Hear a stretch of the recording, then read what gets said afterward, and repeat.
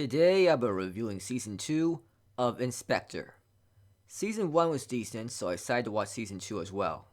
In this season, Kotoko and her boyfriend Kuro are still taking jobs and solving mysteries, as well as trying to find Kuro's cousin Rika. This is a very polarizing anime series, and Season 2 wasn't any less polarizing. Many people are going to be frustrated with the season, and I can see why. It felt difficult to truly find the first two arcs of the season enjoyable to watch. The setup for the first arc in the season was so mysterious and entertaining. You couldn't help but be curious on who killed Masayuki's ex-wife.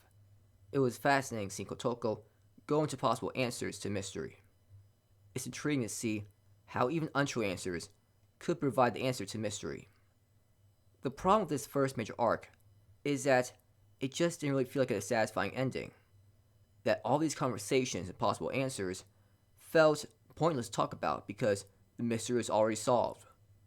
I guess you could say you're watching it to see the character's shocked reaction to the possible answers. But without it being impactful towards finding the right answer, it feels a bit meaningless. The second major arc pretty much faced the same issue. It had great mysteries on if an old man really cursed people involved with his grandson's death, but ultimately, it didn't really matter. The curse was pointless, which made this whole arc feel pointless. It's like this anime is intentionally ruining the tension in the season. Of course, some people will say they like it for its storytelling, even if it doesn't really lead to anything. But for me, it just isn't satisfying to watch. However, the final arc of the season is a much different story.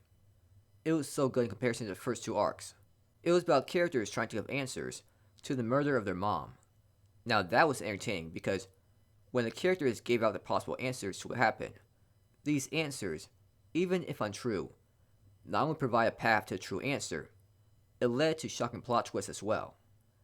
Even though these characters are just saying words and doesn't have the most action, I still couldn't help but be on the edge of my seat to hear what they would say next. It seemed like it was bombshell after bombshell being dropped. This anime did such a good job at tricking the audience about what the true answer was. It's like, we think we know the direction this anime series is headed in, and then it completely goes down another path that is shocking to see.